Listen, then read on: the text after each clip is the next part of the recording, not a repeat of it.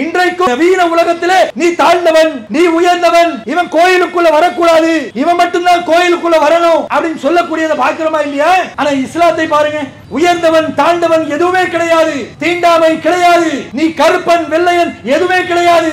Saudi மன்னராக இருப்பார், அதே சவுதியில் இருக்கக்கூடிய பள்ளிவாசல் ஒரு தூய்மை செய்யக்கூடிய பணியாளர் இருப்பார், அவர் நின்று தொழ வைப்பார், மன்னர் அவருக்கு பின்னால் நின்று தொழுது விட்டு சென்று கொண்டே இருப்பார். இதுதான் இஸ்லாம் சொல்லக்கூடிய மனிதநேயம். கீழ் ஜாதியை சேர்ந்தவர் என்னதான் அவர் ஜனாதிபதியா இருந்தாலும், நாட்டுடைய முதல் குடிமகனாக இருந்தாலும் அவர் கோயில் திறப்புக்கு வர முடியாது என்று சொல்லி அழைப்பே கொடுக்காத காட்சிகளை இன்றைக்கு பார்க்க முடிகின்றது. ஆனால் பல கோடிகள் செலவு செய்து கட்டப்படுகின்ற பள்ளிவாசல் ஒரு தூய்மை செய்யக்கூடிய ஊழியர் வந்து அந்த பள்ளிகளை நின்று தொழ வைத்து இஸ்லாத்தில் நடக்கின்றது என்று சொன்னால் என்ன காரணம்? அஸ்ஸலாமு அலைக்கும் வரஹ்மத்துல்லாஹி வபரகாத்துஹு. பேரன்பிற்கும் மரியாதைக்குரிய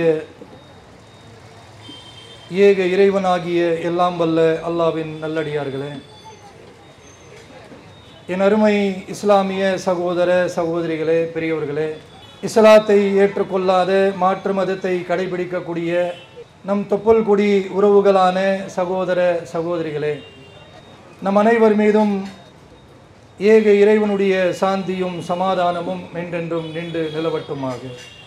அல்லாஹ்வுடைய பேரருளால் தமிழ்நாடு தௌஹீத் ஜமாத் வடசென்னை மாவட்டம் புதுப்பேட்டை கிளையின் சார்பாக ஏற்பாடு செய்யப்பட்ட மதரசா மாணவ மாணவிகளுக்கான பரிசளிப்பு நிகழ்ச்சியில் நாம் எல்லாம் ஒன்று கூடி திரளாக இங்கே அமர்ந்து கொண்டிருக்கின்றோம். இந்த சிறப்புக்குரிய நிகழ்ச்சியிலே எனக்கு வழங்கப்பட்ட தலைப்பு இஸ்லாம் கூறும் மனிதநேயம் என்கின்ற தலைப்பு எனக்கு வழங்கப்பட்டு இருக்கின்றது. இந்த தலைப்பு என்பது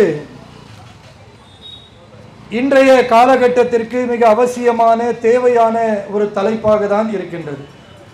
நாம் வாழக்கூடிய இந்திய நாட்டில் மக்கள் தொகை ஒவ்வொரு நாளும் அதிகரித்து கொண்டே இருக்கின்றது. இவ்வாறு மக்கள் தொகை அதிகரிக்கக்கூடிய இந்த நாட்டில் மனிதநேயம் படிப்படியாக இன்றைக்கு குறைந்து கொண்டே இருக்கின்றது. மனிதநேயம் இல்லை என்று சொன்னால் உலகத்தில் மனிதன் வாழக்கூடிய வாழ்க்கையை நிம்மதியாக வாழ முடியாது. மனிதநேயம்தான் ஒரு மனிதனை இந்த உலகத்தில் வாழ வைக்கிறது.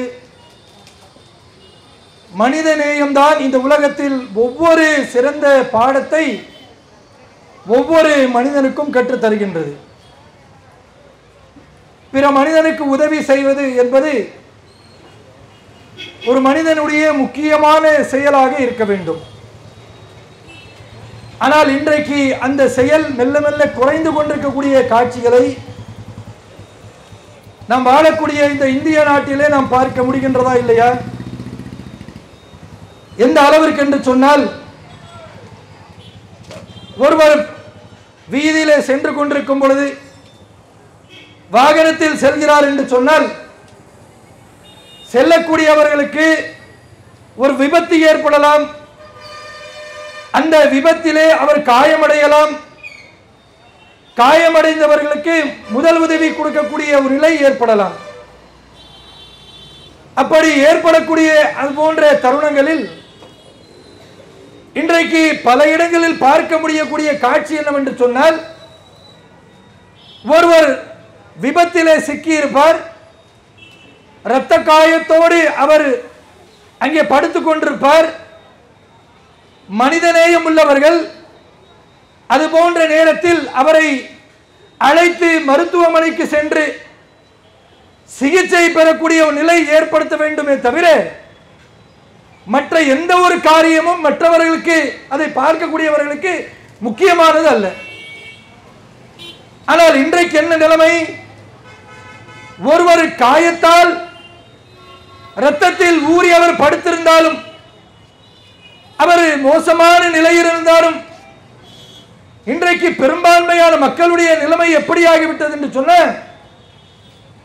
விபத்தை பார்த்தவுடன் இரத்தத்தை பார்த்தவுடன் தன் கையில் இருக்கக்கூடிய தொலைபேசி எடுத்து அதை போட்டோவாக வீடியோவாக எடுத்து Facebook, WhatsApp, Twitter, Instagram என்று சொல்லி அதிலே பதிவு செய்து இந்த செய்தியை முதலில் நான் தான் பதிவு செய்தேன், எனக்கு எத்தனை லைக் வருகிறது, எத்தனை பேர் கமெண்ட் பண்ணுகிறார்கள் என்று அதை பார்த்து மகிழ்ச்சி பெறக்கூடிய மனிதர்களாக இன்றைக்கு பெரும்பான்மையான கூட்டம் இப்படி ஒரு நிலைக்கு தள்ளப்பட்டிருக்கின்றது. எதற்காக இப்படி மக்கள் இந்த செயல்களை செய்கிறார்கள்? இவரிடத்தில் மனிதநேயம் இல்லையா? மனிதநேய செயல்களை இவர்கள் ஏன் மறந்து விட்டார்கள் என்று பார்த்தால் அதிலே பெரும்பான்மையானவர்கள் சொல்வார்கள், நமக்கு எதுக்குப்பா வம்பு, நாம போய் எடுத்து அவர் போய் ஆஸ்பத்திரியில் சேர்ப்போம், நமக்கு மேல வழக்கு போடுவாங்க, காவல்துறை நமக்கு நடவடிக்கை எடுப்பாங்க, இது நமக்கு தேவையில்லாத வேலை. என்னுடைய பங்களிப்பு, நான் என்ன செய்ய, ஒரு போட்டோ ஒரு வீடியோ எடுத்து இந்த நபர் இப்படி விபத்தில் சிக்கிவிட்டார் என்று சொல்லி ஒரு பேஸ்புக்கில் ஒரு தகவலை போட்டுட்டேன், எப்படியாச்சும் அவருடைய குடும்பத்திற்கு போய் சேர்ந்துரும், என்னால் முடிந்த உதவி என்று சொல்லக்கூடியதை இன்றைக்கு இது போன்ற செயல்களின் மூலமாக பார்க்க முடிகின்றது. இதற்கு முக்கியத்துவமான ஒரு வார்த்தை என்ன சொல்வாங்க தெரியுமா? அவரை அழைத்து சென்று மருத்துவமனையில் சேர்க்க வேண்டும் என்று சொல்லி, அது என்ன எனக்கு கடமையா என்று சொல்லக்கூடியதை பார்க்கிறோம். எனக்கு கடமையா என்று சொல்கிறார்கள். இதுதான் முக்கியமாக நாம் கவனிக்க வேண்டும். இந்தியாவிலே பன்மொழி பேசக்கூடியவர்கள், பல கடவுள் நம்பிக்கை கொண்டவர்கள் எல்லோரும் இணைந்து சகோதரத்துவமாக இணைந்து வாழக்கூடிய ஒரு நாடு இந்திய நாடு. இந்த நாட்டில் இருக்கக்கூடிய ஒவ்வொரு மத நம்பிக்கை, எல்லா மத நம்பிக்கையும் என்ன சொல்கின்றது? மனித நேயத்தை நீங்கள் கடைபிடிக்க வேண்டும், மனிதனுக்கு உதவி செய்ய வேண்டும், இதைத்தான் சொல்கின்றது. ஆனால் இந்தியாவில் இருக்கக்கூடிய அத்துணை மதங்களையும் பார்ப்போம் என்று சொன்னால் இந்த செய்தியை சொல்கின்றது. இதிலிருந்து தனிச்சையாக பார்க்கக்கூடிய ஒரு தகவல் எந்த மதத்தில் சொல்லப்படுகின்றது என்று சொன்னால் இஸ்லாம் என்று சொல்லக்கூடிய மார்க்கத்தில் மட்டும்தான் தனிச்சையான ஒரு உபதேசத்தை மக்களுக்கு எடுத்துரைக்கக்கூடியதை பார்க்க முடிகின்றது. அது என்ன தனிச்சையானது என்று பார்த்தால், உலகத்தில் உள்ள எல்லா மதங்களும் மனிதனுக்கு நீங்கள் உதவி செய்ய வேண்டும், மனித நேயத்தை நீங்கள் கடைபிடிக்க வேண்டும் என்று சொல்கின்றது. ஆனால் இஸ்லாம் மட்டுமே நீ மனிதனுக்கு உதவி கட்டாயமாக செய்ய வேண்டும், மனித நேயம் உன்னிடத்தில் கட்டாயமாக இருக்க வேண்டும். உன்னிடத்தில் மனித நேயம் இல்லை என்று சொன்னால், நீ மனிதனுக்கு மனிதனாக உதவி செய்யவில்லை என்று சொன்னால் நீ ஒரு சிறந்த முஸ்லீமாக இருக்க முடியாது. இது உன் மீது கடமை என்று சொல்லக்கூடிய ஒரே மார்க்கம் உலகத்தில் இஸ்லாத்தை தவிர வேறு எந்த ஒரு மார்க்கத்தையும் பார்க்க முடியாது. எப்படி சொல்கின்றோம்? இஸ்லாத்தை போதித்தவர், உலக மக்களுக்கெல்லாம் தலைவராக இருக்கக்கூடியவர் நபிகள் நாயகம் ஸல்லல்லாஹு அலைஹி வஸல்லம் அவர்கள். இந்த நபிகள் நாயகம் அவர்கள் மக்களுக்கு உபதேசம் செய்யும் பொழுது, பிற நலம் நாடக்கூடிய உபதேசங்கள் செய்யும் பொழுது எப்படியெல்லாம் உபதேசம் செய்தார்கள் என்பதை உலகத்தில் உள்ள எல்லா மனிதர்களும் அறிந்து கொள்ள வேண்டும். நபிகள் நாயகம் அவர்கள் சொல்கிறார்கள், நீங்கள் ஒரு பாதையில் நடந்தோ வாகனத்திலோ செல்வீர்கள் என்று சொன்னால், அந்த பாதையில் செல்லும் பொழுது மனிதர்களுக்கு இடையூறு தரக்கூடிய கற்களோ அல்லது ஒரு மரமோ, உங்களுக்கு பின்னால் வரக்கூடிய மனிதர்களுக்கு பாதிப்பு ஏற்படுத்தக்கூடிய அளவிற்கு ஒரு முள்ளோ இருந்தால் அதை நீங்கள் பார்த்து அப்படியே கடந்து விட்டு செல்லக்கூடாது. எப்படிப்பட்ட உபதேசம் பாருங்க! உங்களுக்கு பின்னால் வரக்கூடிய மனிதர்கள் இப்படிதான் சொல்லப்படுகின்றதே தவிர உங்களுக்கு பின்னால் வரக்கூடிய முஸ்லிம்கள் என்று சொல்லப்படவில்லை. உங்களுக்கு பின்னால் முஸ்லிம் வரலாம், இந்துக்கள் வரலாம், கிறிஸ்தவர்கள் வரலாம், பௌத்தர்கள், ஜைனர்கள், யார் வேண்டுமானால் வரலாம். அப்படி வரக்கூடியவர்கள் மனிதர்கள்.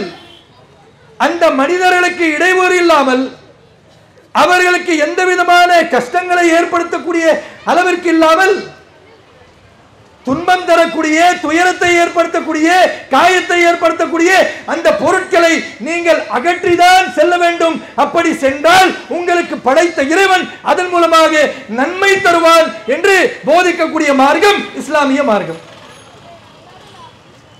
அதனால தான் எந்த ஒரு பேரிடர் வந்தாலும், எவ்வளவு பெரிய ஒரு கொரோனா என்று சொல்லக்கூடிய மக்கள் பாதிக்கக்கூடிய ஒரு நோய் வந்தாலும், இது போன்ற காலங்களில் உலகமே இன்றைக்கு பார்த்து பாராட்டிக் கொண்டிருக்கக்கூடிய ஒரே ஒரு சமூகம் இஸ்லாமிய சமூகம். இது யாரும் மறுக்க முடியாது. யோசிச்சு பாருங்க, ஒரு புயல் வருகிறது. புயல் வந்தால் அந்த இடத்தில் உதவி செய்வதற்காக, முதல் உதவி செய்வதற்காக யார் இருப்பார்கள் என்று சொன்னால் அந்த நாட்டுடைய அரசாங்கமே சொல்லும், முஸ்லிம்கள் வருவார்கள். முஸ்லிம்கள் வந்தார்கள், உதவி செய்தார்கள். உதவி செய்ததோடு அவர்கள் கலைந்து விட்டார்கள். கொரோனா போன்ற ஒரு பேரிடர் வந்தது, உலக மக்களையே முடக்கி தன்னுடைய வீடுகளிலே உட்கார வைத்தது. ஒருவருக்கு ஒருவர் பயந்தார்கள், கை கொடுக்க யோசித்தார்கள், பேசிக்க யோசித்தார்கள். தன் குடும்பத்தில் ஒருவர் மரணித்து விட்டால் மரணித்த அந்த உடலை தொடுவதற்காக, நெருங்குவதற்காக யோசித்தார்கள். ஏன் தெரியுமா? ஐயோ, இந்த உடலை நாம் நோக்கி சென்றால், இந்த உடலை நாம் தொட்டால் அந்த கொரோனா என்கின்ற வியாதி எனக்கு வந்துவிடும் என்று பயந்தார்கள், அச்சப்பட்டார்கள். வரலாறு சொல்கின்றது, அந்த நேரத்தில் ஏராளமான உடல்களை ஜாதி மதம் பார்க்கவில்லை. யார் முஸ்லிம், யார் இந்து, யார் கிறிஸ்துவர், யார் எதிரி, யார் நண்பர், எதையும் பார்க்கவில்லை. உலகத்தில் வரலாறு இருக்கின்றது. அத்துணை உடல்களையும் அடக்கம் செய்தவர்கள், முன்வந்து அடக்கம் செய்தவர்கள் யார் என்று சொன்னால் இஸ்லாமியர்கள் தான் முதலிடம். இது பெருமைக்காக செய்ததல்ல, புகழுக்காக செய்வதல்ல, பொருளாதாரத்திற்காக செய்வதல்ல. இந்த மார்க்கம் நமக்கு கட்டளையிடுகின்றது. நீ ஒரு முஸ்லிம் என்று சொன்னால் பிறர் நலம் நாட வேண்டும். அதுதான் இந்த மார்க்கத்தில் நமக்கு சொல்லக்கூடிய முக்கியமான பாடம். அதீனுல் நசீஹா என்று சொல்வார்கள். என்ன பொருள்? பிறர் நலம் நாடுவதுதான் இஸ்லாம் என்று இந்த மார்க்கம் நமக்கு கற்றுத் தருகின்றது. அதனால்தான் இஸ்லாமிய சமூகம் இன்றைக்கு ஒரு மனிதனை எந்த ஒரு நிலையில் இருந்தாலும் அவருக்கு உதவி செய்ய வேண்டும் என்று முன்வரக்கூடிய இந்த செயல் ஒவ்வொரு முஸ்லிமும் இந்த நாட்டில் செய்து கொண்டிருக்கிறார்கள். எப்படிப்பட்ட ஒரு கட்டமைப்பை படைத்த இறைவன் இந்த உலகத்தில் படைத்திருக்கின்றான் என்று சொன்னால், அல்லாஹ் ரப்புல் ஆலமீன் உலகத்தை அவன்தான் படைத்தான். உலகத்தில் உள்ள மனிதர்களை, அண்ட சராசரங்களை அவன்தான் படைத்து பரிபாலித்துக் கொண்டிருக்கிறான். இவை அனைத்தையும் படைத்து பரிபாலிக்கக்கூடிய வல்ல இறைவன் அல்லாஹ் சொல்லுகின்றான், தன்னுடைய அடியான் தன்னுடைய படைப்பில் மனிதனை சொல்கின்றான், இந்த உலகத்தில் நீ வாழும் பொழுது சக மனிதருடைய உள்ளத்தை நீ காயப்படுத்துவாய் என்று சொன்னால், இந்த மார்க்கம் எப்படிப்பட்ட உபதேசம் சொல்லுது பாருங்க. சக மனிதனுடைய உள்ளத்தை நான் காயப்படுத்தினால், அவரை வேதனைப்படுத்தினால், அவருக்கு துன்புறுத்தினால், அல்லாஹ் சொல்கின்றான், இத்தகைய செயல்கள் செய்யக்கூடிய நீ யாருடைய உள்ளத்தை காயப்படுத்தினாயோ அந்த மனிதனிடத்தில் மன்னிப்பு கேட்க வேண்டும். உலகத்திலே அவனிடத்தில் மன்னிப்பு கேட்டு, அந்த மனிதன் மன்னிக்காதவரை எத்தனை நல்ல காரியங்கள் செய்தாலும், எத்தனை நீ நன்மையான காரியங்கள் செய்து வந்தாலும், நாளை மறுமையில் அந்த மனிதன் மன்னிக்காதவரை படைத்த இறைவனாகிய நான் உன்னை ஒருபோதும் மன்னிக்க மாட்டேன் என்று படைத்த இறைவன் இந்த உலகத்தில் ஒவ்வொரு மனிதனும் மனிதநேயத்தை கடைபிடிக்க வேண்டும் என்கின்ற பாடத்தை இந்த மார்க்கத்தின் மூலமாக நமக்கு சொல்லக்கூடியதை பார்க்கிறோம். இஸ்லாத்தை பொறுத்தவரை ஏற்றத்தாழ்வு கிடையாது, தீண்டாமை கிடையாது, வெள்ளையன் கருப்பன் என்கின்ற வித்தியாசம் கிடையாது, மொழி வேறுபாடு கிடையாது. எல்லா மனிதர்களும் ஒரு தாய் மக்கள், ஒரே தாய் ஒரே தந்தையின் மூலமாக பிறந்தவர்கள் தான் உலகத்தில் உள்ள அனைத்து மக்களும் என்று சொல்லக்கூடிய ஒரே மார்க்கம் உலகத்தில் இஸ்லாத்தை தவிர வேறு எந்த ஒரு மார்க்கத்தையும் பார்க்க முடியாது. யோசிச்சு பாருங்களேன், இஸ்லாமிய மக்கள் எப்படி இந்த உலகத்தில் வாழ்ந்து கொண்டிருக்கிறார்களோ அதே நிலையில் தான் இந்த நாட்டில் ஏராளமான கடவுள் நம்பிக்கை கொண்டவர்களும் வாழ்ந்து கொண்டிருக்கிறார்கள். ஒவ்வொருவருடைய கருத்துக்களை கேட்டு பாருங்க. 2019ஆம் ஆண்டு ஒரு மத குரு, ஒரு பிராமண சாமியார் மனிதர்களை பற்றி பேசுகிறார். எப்படி பேசுறார் தெரியுமா? அந்த சாமியார் சொல்கிறார், மனிதர்களில் பிறப்பிலே ஏற்றத்தாழ்வு உண்டு என்று சொல்கிறார். எப்படி இவர் சொல்கிறார் என்று பார்த்தால், மனிதர்களில் ஏற்றத்தாழ்வு உண்டு என்று சொல்கிறாரே, மனிதருடைய பிறப்பை வைத்து இவர் ஏதேனும் ஒரு சிறந்த ஒரு செயலை சொல்வார் போல இருக்கு அப்படின்னு நினைச்சா அவர் அதற்கு விளக்கம் கொடுக்கிறார். உண்மையிலேயே மனிதர்கள் வேற்றுப்பாடு இருக்கு, ஒருத்தன் உயர்ந்தவன் தாழ்ந்தவன் என்கின்ற இந்த ஒரு செயல் இருக்கின்றது என்று சொல்றார். எப்படி நீங்க சொல்றீங்க அப்படின்னு கேட்டா அதுக்கு பதில் காணும். என்ன உதாரணம் சொல்றார் தெரியுமா? வீட்டில் நீங்கள் வளர்க்கக்கூடிய நாய் இருக்குல்ல, அந்த அல்சேஷன் நாயும் தெருவில் வளரக்கூடிய தெரு நாய் இருக்குல்ல, இந்த இரண்டும் ஒன்றா? இதுல ஒரு வேறுபாடு இருக்குல்ல. வீட்டில் வளரக்கூடிய நாய் அது உயர்ந்த ஜாதி, தெருவில் வளரக்கூடிய நாய் என்ன தெரியுமா? அது கீழ் ஜாதி. அது போன்றுதான் மனிதனிலும் உயர்ந்தவன் இருக்கிறான், தாழ்ந்தவன் இருக்கிறான் என்று சொல்லி அந்த மதம் சொல்கின்றது என்று சொல்லி அந்த சாமியார் பேசுறார். இழிவுபடுத்தக்கூடிய காட்சிகளை அவர்கள் சொல்கிறார்கள் என்று சொன்னால் என்ன காரணம்? அவரிடத்தில் இஸ்லாம் சொல்லக்கூடிய மனிதநேயம் இல்லை என்பதுதான் முக்கியமாக நாம் அறிந்து கொள்ளக்கூடிய பாடமாக இருக்கின்றது. இந்த ஏற்றத்தாழ்வுகள் தான் இன்றைக்கு பல்வேறு விதமான பிரச்சனைகளுக்கு ஆளாகி இருக்கக்கூடியதை பார்க்கிறோம். மனிதர்கள் மத்தியிலே ஒற்றுமை இருந்தாலும் இப்படிப்பட்ட ஏற்றத்தாழ்வுகள் வைத்துதான் மனிதர்கள் மத்தியிலே பிளவு ஏற்படுத்தக்கூடியதை பார்க்கிறோம். யோசிச்சு பாருங்க, முஸ்லிம்கள் சொல்லக்கூடிய இந்த மனிதநேயத்தை, இஸ்லாம் கடைபிடிக்க சொல்லக்கூடிய இந்த மனிதநேயத்தை உலகம் முழுவதும் எல்லா மனிதர்களும் கடைபிடிப்பார்கள் என்று சொன்னால் உலகத்தில் எப்படி ஒரு நிம்மதி இருக்கும்? அந்த நிம்மதி இருக்கக்கூடாது. மனிதர்கள் ஒருபோதும் நிம்மதியை கடைபிடிக்க கூடாது.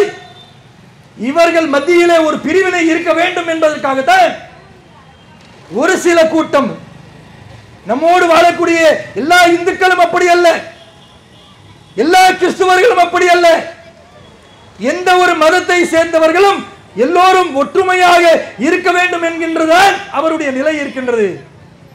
ஆனால் அந்த மதங்களில் இருக்கக்கூடியவர்கள் ஒற்றுமையை ஏற்படுத்தக்கூடாது, பிரிவினை ஏற்படுத்தி அதன் மூலமாக நாம் ஆதாயம் தேட வேண்டும் என்று சொல்லக்கூடிய சிலர் உலகத்தில் என்ன பண்றாங்க? எந்த மார்க்கம் நல்ல திட்டங்களை, நல்ல செயல்களை, மக்கள் மத்தியிலே இணக்கத்தை ஏற்படுத்தக்கூடிய காட்சிகளை செய்ய சொல்கின்றதோ அந்த மதத்தை, அவர்கள் சொல்லக்கூடிய சட்டங்களை, அந்த மார்க்கத்தை இழிவுபடுத்த வேண்டும், அதையே பெரிய ஒரு நோக்கமாக அவர்கள் செயல்பட்டு கொண்டிருக்கக்கூடிய காட்சிகளை பார்க்கிறோம். எப்படி சமீபத்தில் நடந்த ஒரு சம்பவம் உலகம் முழுவதும் பேசப்பட்டது, உலகம் முழுவதும் அதிர்ச்சியாக பார்க்கப்பட்டது. என்ன சம்பவம்? எந்த ஒரு தவறும் செய்யாத சுற்றுலாவுக்கு சென்ற 26 நபர்கள் சில அயோக்கியர்களால், அந்த அயோக்கிய தீவிரவாதிகளால் சுட்டு கொலை செய்யப்பட்டார்கள். யாராக இருந்தாலும் அவர்களுக்கு கடுமையான தண்டனைகள் தர வேண்டும். இதுதான் உலகம் முழுவதும் சொல்லப்பட்டது. இஸ்லாமும் அதைத்தான் சொல்கின்றது. ஆனால் எப்படி பேசப்பட்டது என்று பார்த்தால், அந்த இடத்தில் ஒரு சம்பவம் நடந்தவுடனே செய்திகள் முழுமையாக உலகம் முழுவதும் வரப்படவில்லை. ஆனால் இஸ்லாமிய விரோதிகளாக இருக்கக்கூடியவர்கள், எப்படி இஸ்லாத்தை அவர்கள் இழிவுபடுத்த வேண்டும் என்பதற்காக, பிற நலம் நாடக்கூடிய இந்த மார்க்கத்தை இழிவுபடுத்த வேண்டும் என்பதற்காக அவதூறு பரப்ப ஆரம்பித்தார்கள். என்ன அவதூறு? எங்கேயாச்சும் ஒரு தவறு நடக்கக்கூடாது, ஏதாச்சும் ஒரு தவறு செய்துவிடக் கூடாது. உடனே என்ன சொல்லப்படுவோம்? இஸ்லாமிய தீவிரவாதிகள் செய்தார்கள், இஸ்லாத்தை ஏற்றுக்கொண்டவன் தான் செய்தான், இஸ்லாம் இப்படி சொல்லப்படுகின்றது, இஸ்லாத்தில் இப்படியெல்லாம் சொல்லி இருக்கிறது, அவர்களுடைய குர்ஆன் இப்படிதான் போதிக்கிறது, இஸ்லாம் அல்லாதவர்களை சுடச் சொல்கின்றது, இஸ்லாம் அல்லாதவர்களை வெட்டச் சொல்கின்றது, கொல்லச் சொல்கின்றது என்று சொல்லி மனிதநேயத்தை போதிக்கக்கூடிய இஸ்லாமிய மார்க்கத்தை இழிவுபடுத்த வேண்டும் என்பதற்காக நடக்காதே, செய்யாதே, சொல்லப்படாத செயல்களை எல்லாம் இஸ்லாத்தை ஒப்பிட்டு பேசக்கூடிய மக்களை இன்றைக்கு பார்க்க முடிகின்றது. அங்கே காட்சிகள் நடந்து கொண்டிருக்கிறது. என்ன என்று தகவல் வரவில்லை. இங்கே இவர்கள் கொந்தளிக்க ஆரம்பித்து விட்டார்கள். என்னது?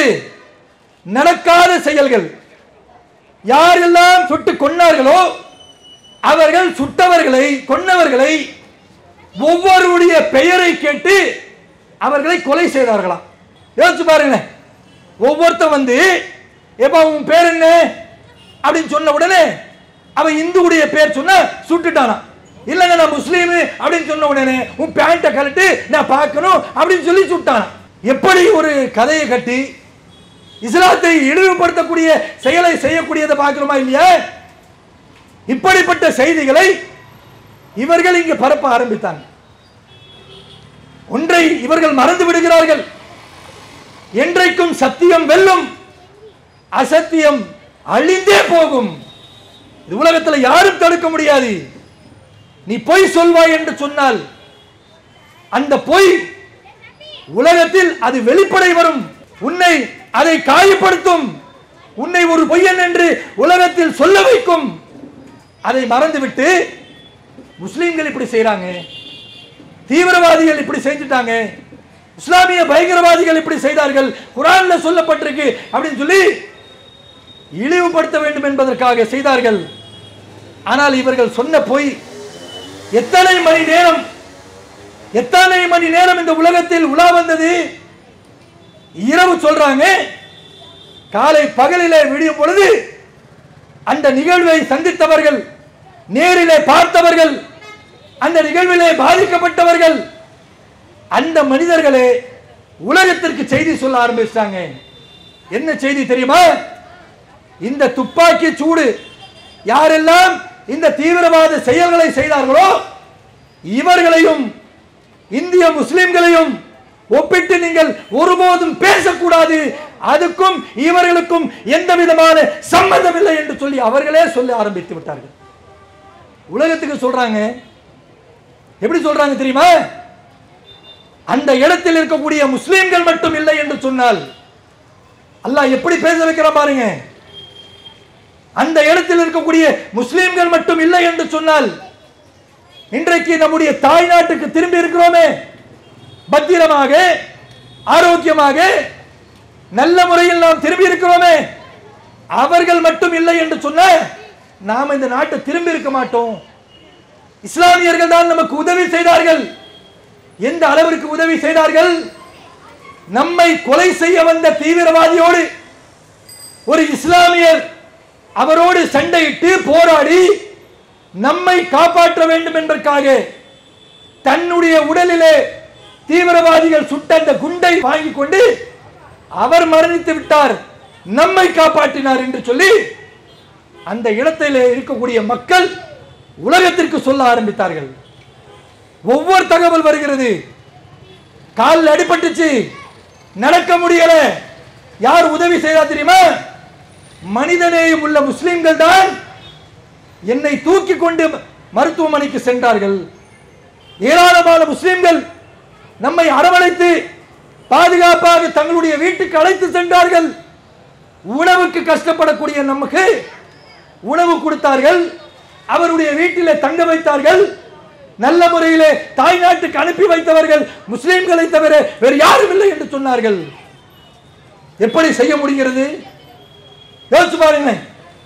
ஒரு முஸ்லிம் இந்த செயலை செய்கின்றான் என்று சொன்னால் என்ன காரணம்?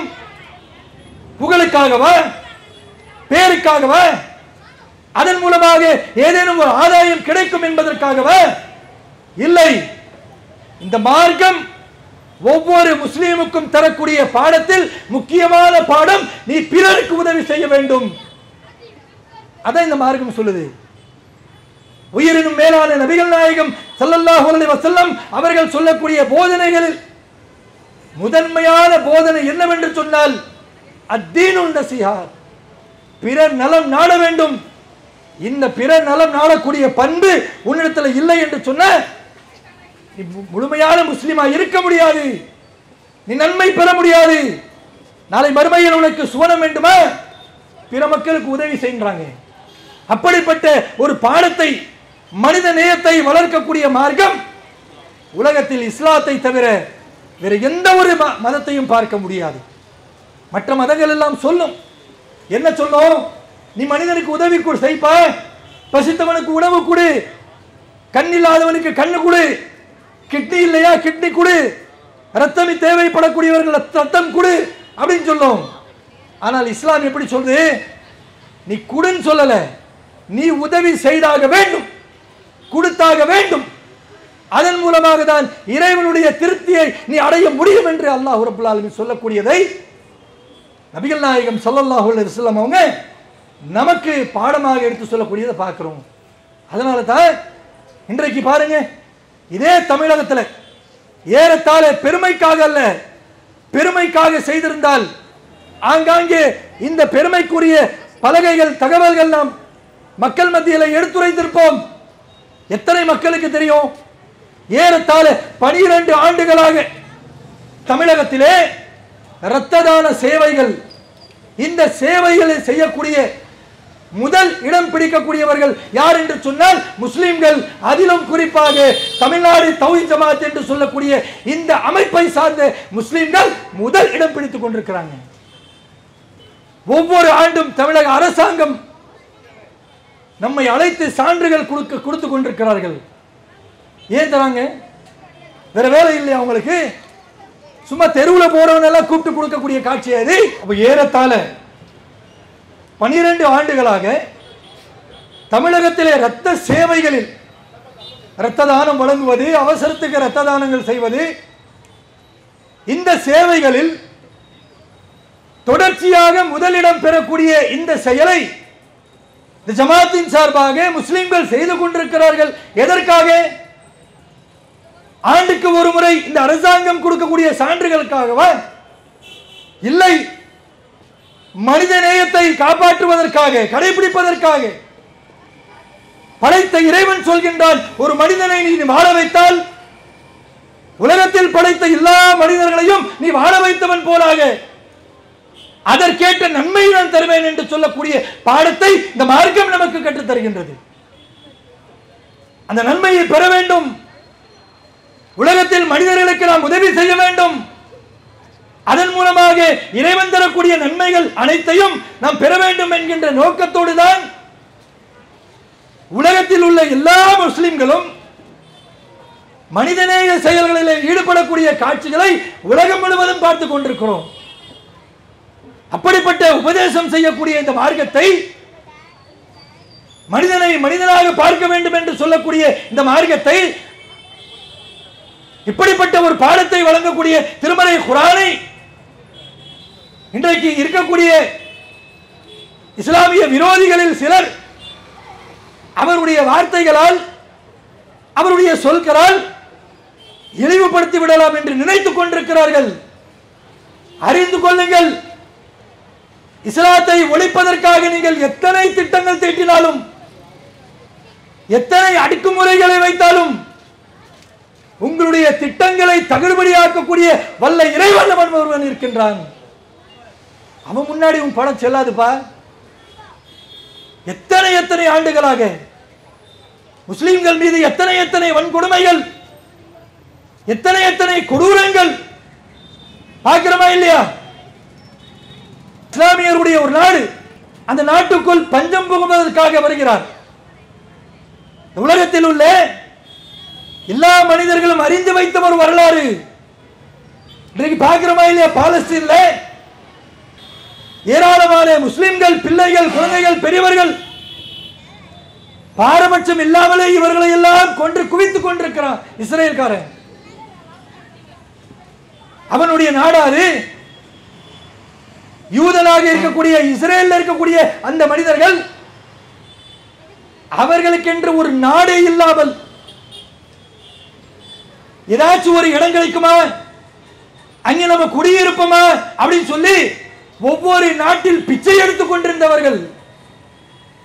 அந்த நேரத்தில் பாலஸ்தீன் என்று சொல்லக்கூடிய மக்கள் அவர்களுக்கு அந்த இடத்தை கொடுத்தாங்க. சொல்வாங்கல்ல தமிழ்ல பழமொழி, ஆட்டை கடிச்சு மாட்டை கடிச்சு கடைசியில மனுஷனையே கடிச்சான், சாப்பிட்ட தட்டிலேயே ஓட்டைய போட்டான். இது 100% யாருக்கு பொருந்தும் என்று சொன்னால், இன்றைக்கு முஸ்லிம்களை பிள்ளைகள், குழந்தைகள், பெரியவர்கள், வயதானவர்கள் என்று பாரபட்சம் இல்லாமல் கொத்து கொத்தாக கொலை செய்து கொண்டிருக்கின்றானே அந்த இஸ்ரேல் நாட்டுடைய அதிபர்களுக்கு தான் செல்லும். தஞ்சம் புகுந்த வந்த அவன் அந்த நாட்டுடைய மக்களை இன்றைக்கு அழித்துக் கொண்டிருக்கிறான். மனிதநேயம் இருக்கின்றதா? யோசிச்சு பாருங்களேன். இப்படி எத்தனை எத்தனை அடக்குமுறைகள் செய்தாலும், கொத்து கொத்தாக முஸ்லிம்களை ஒழிக்க நினைத்தாலும் இந்த உலகத்தை விட்டு முஸ்லிம்களை ஒருபோதும் ஒழிக்க முடியாது. ஏனென்று சொன்னால் இந்த உலகத்தை படைத்த இறைவன் நமக்கு வழங்கிய மார்க்கம் இது. இந்த மார்க்கத்தை ஒரு மனிதன் கடைபிடிப்பான் என்று சொன்னால், முழுமையாக இறைவன் சொல்லக்கூடிய கட்டளைகளை கடைபிடிப்பான் என்று சொன்னால், அந்த மனிதன் எத்தனை எத்தனை கொடூரங்களை சந்தித்தாலும் தன்னோடு இருக்கக்கூடிய மக்களுக்கு ஒருபோதும் அந்த உதவியை செய்ய மறக்க விட மாட்டான். அதிலே எந்த விதமான குறையும் வைக்க மாட்டான். ஏன்? இந்த மார்க்கம் அப்படி வளர்த்திருக்கிறது. யோசிச்சு பாருங்களேன். நவீன உலகத்தில் வாழ்ந்து கொண்டிருக்கிறோம். இந்த நவீன உலகத்திலும் ஏராளமான ஏற்ற தாழ்வுகளை நாம் பார்க்கிறோமா இல்லையா? இன்றைக்கும் அமெரிக்கா போன்ற நாடுகளிலே வெள்ளையர்கள், கருப்பர்கள் என்கின்ற பிரச்சனை நீடித்துக் கொண்டே இருக்கு. கருப்பர்கள் என்று சொன்னால் தாழ்ந்தவர்கள், வெள்ளையர்கள் என்று சொன்னால் உயர்ந்தவர்கள் என்று சொல்லக்கூடிய பிரச்சனை அது போன்ற வளர்ந்த நாடுகளில் இருந்து கொண்டிருக்கக்கூடிய காட்சிகளை நம்ம பார்க்கிறோம். ஏன்? நாம் வாழக்கூடிய இந்திய நாட்டில் இல்லையா? யோசிச்சு பாருங்க. இன்றைக்கும் நவீன உலகத்திலே ஏராளமானவர்கள் சொல்லிக்கொண்டே இருக்கிறாங்க, நீ தாழ்ந்தவன், நீ உயர்ந்தவன், இவன் கோயிலுக்குள்ள வரக்கூடாது, இவன் மட்டும்தான் கோயிலுக்குள்ள வரணும், அவன் கோயிலுக்குள்ள வந்த தீட்டாயிடும், கோவில் அசுத்தமாயிடும் அப்படின்னு சொல்லக்கூடியதை பார்க்கிறோமா இல்லையா? நவீன உலகத்தில் கூட சமமாக பார்க்க வேண்டிய இந்த காலகட்டத்தில் அவன் தாழ்ந்தவன், அவன் கோயிலுக்குள்ள வரக்கூடாதுன்னு சொல்றான். மற்ற எல்லா பணிகளையும் அவனிடத்தில் வாங்கிக் கொள்வார்கள். ஆனால் கோயில் கருவறையிலே எல்லோரும் செல்ல முடியுமா என்று கேட்டால் இன்றைய காலத்திலும் செல்ல முடியாது. ஆனா இஸ்லாத்தை பாருங்க, உயர்ந்தவன் தாழ்ந்தவன் எதுவுமே கிடையாது, தீண்டாமை கிடையாது, நீ கருப்பன் வெள்ளையன் எதுவுமே கிடையாது. உதாரணத்துக்கு பார்க்க சொன்ன பள்ளிவாசல்களை நடக்கக்கூடிய காட்சிகளை போய் பாருங்க. மாற்று மதத்தில் இருக்கக்கூடிய என்னுடைய தொப்பல் குடி நண்பர்கள் அவர்களை பார்த்து சொல்கிறோம், இந்த ஏற்ற தாழ்வு இருக்கின்றதா இல்லையா என்று அறிந்து கொள்ள வேண்டும் என்று சொன்னால் ஒவ்வொரு பள்ளிவாசலுக்கு போய் சென்று பாருங்கள். ஒரு பள்ளிவாசல் கட்டுவதற்காக ஒரு செல்வந்தர் கோடி ரூபாய் கொடுத்திருப்பாரு. ஏன்? இதே நம்முடைய பகுதிக்கு அருகாமையில் இருக்கக்கூடிய திருவல்லிக்கேணி ஆற்காடு நவாப் கட்டின பள்ளி, வாலாஜா பள்ளி போய் பாருங்க, 1 கிலோமீட்டர்ல இருக்கு. அந்த பள்ளிவாசல் கட்டியவர்கள் யார் தெரியுமா? ஆற்காடு நவாப் என்று சொல்லக்கூடியவர்கள், அந்த பரம்பரையில் இருக்கக்கூடியவர்கள் கட்டியவர்கள். முழு பொருளாதாரம் அவர்களுடையது. அத்துணை பொருளாதாரத்தை கொடுத்து அவர்கள் பள்ளிவாசல் கட்டி இருந்தாலும் அல்லாஹ்வை வணங்கக்கூடிய அந்த தொழுகை இருக்குல்ல, அந்த தொழுகையுடைய நேரத்தில் என்ன நடக்குதுன்னு போய் பாருங்க. கோடி கோடி பொருளாதாரத்தை போட்டு அந்த பள்ளிவாசலை ஆற்காடு நவாப் கட்டியிருப்பார். அவருடைய பேர பிள்ளைகள் இருக்கிறாங்க. தொழுகை 1 மணிக்கு என்று சொன்னால் அந்த பள்ளியுடைய உரிமையாளர் கோடிக்கணக்கான பொருளாதாரத்தை கொடுத்து கட்டிய அந்த ஆற்காடு நவாபுடைய பேரன்கள் 1 மணிக்கு வர வேண்டிய தொழுகைக்கு 5 நிமிஷம் லேட்டா வந்தான். அவர் எங்க போய் நிக்கணும் தெரியுமா? மக்கள் எல்லாம் எந்த அளவிற்கு நிற்கிறார்களோ அவர்களுக்கு பின்னால் போய் நிற்கக்கூடியதான் ஒவ்வொரு பள்ளிவாசலிலும் கடைபிடிக்கப்படுகின்றது. என்ன காரணம்? இவர் பள்ளிவாசல் கட்டினாரு, ஒரு பெரிய செல்வந்தர், இவருக்கு முன்னுரிமை கொடுக்க வேண்டும் என்கின்ற பாகுபாடு இஸ்லாத்தில் கிடையவே கிடையாது. ஆனா இன்றைக்கு பாருங்க, பல கோயில்கள்ல பார்க்கிறோம், செல்வம் படைத்தவர்கள் 5000 ரூபாய் கொடுத்தியா நேரடியா போய் சாமியை பார்க்கலாம், 500 ரூபாய் கொடுத்தியா அரை நாள் பாதி நாள் வெயிட் பண்ணி சாமியை பார்க்கலாம், காசே கொடுக்கல ஓசி போய் கூண்டுல போய் நில்லு, 2 நாட்கள் 3 நாட்கள் 5 நாட்கள் பாரபட்சமே கிடையாது. இஸ்லாம் அப்படி கிடையாது. சவுதி மன்னராக இருப்பார், அந்த அதே சவுதியில் இருக்கக்கூடிய பள்ளிவாசல் ஒரு தூய்மை செய்யக்கூடிய பணியாளர் இருப்பார், அவர் நின்று தொழ வைப்பார், மன்னர் அவருக்கு பின்னால் நின்று தொழுது விட்டு சென்று கொண்டே இருப்பார். இதுதான் இஸ்லாம் சொல்லக்கூடிய மனிதநேயம். இன்றைக்கு மனிதநேயம் எப்படியெல்லாம் சிதறிவிட்டது என்பதற்காக ஒரு உதாரணத்தை பார்க்கலாம். பாபர் மசூதி இடிக்கப்பட்ட இடம், அந்த இடத்தில் ராமர் கோயில் கட்டப்பட்டது. உலகமே அந்த நாளை உத்து கவனித்தது. அந்த இடத்திலே அந்த கோயில் திருவிழா ஓபன் திறப்பு வைப்பதற்காக நாட்டில் உள்ள எல்லா விஐபிகளும் வந்தாங்க. நாட்டுடைய பிரதமர், பல மாநிலங்களுடைய முதல்வர்கள், பல முக்கியஸ்தர்கள் எல்லோரும் வந்தார்கள். அந்த இடத்துக்கு யார் வரல தெரியுமா?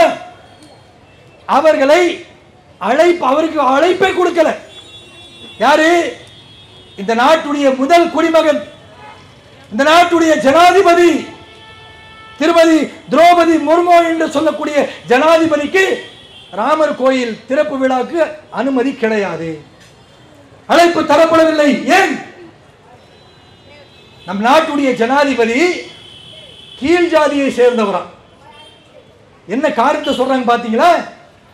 கீழ் ஜாதியை சேர்ந்தவர், என்னதான் அவர் ஜனாதிபதியா இருந்தாலும், நாட்டுடைய முதல் குடிமகனாக இருந்தாலும் அவர் கோயில் திறப்புக்கு வர முடியாது என்று சொல்லி அழைப்பே கொடுக்காத காட்சிகளை இன்றைக்கு பார்க்க முடிகின்றது.